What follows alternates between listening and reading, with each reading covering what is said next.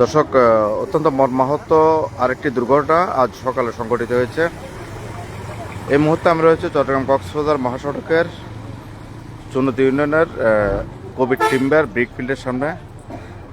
আসলে চট্টগ্রাম কক্সবাজার মহাসড়কের চুনতির অংশে যেখানে সবচেয়ে বেশি দুর্ঘটনা পতিত হয়, 3 কিলোমিটারের মধ্যে এটিও আরেকটি হটস্পট।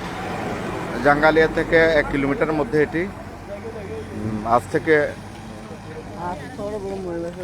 এখন থেকে প্রায় ঘন্টা দুয়েক আগে নাইক্ষ্যংছড়ি থেকে খাগড়াছড়ি যাওয়ার পথে বৌদ্ধ ধর্মাবলম্বীদের কয়েকজন বৌদ্ধ ভিক্ষু, তাদের বহনকারী নোহাক গাড়িটি খাদে পড়ে গিয়ে ঘটনাস্থলে 3 জন নিহত হয়েছেন এবং আরও 4 জন গুরুতর আহত হয়েছেন।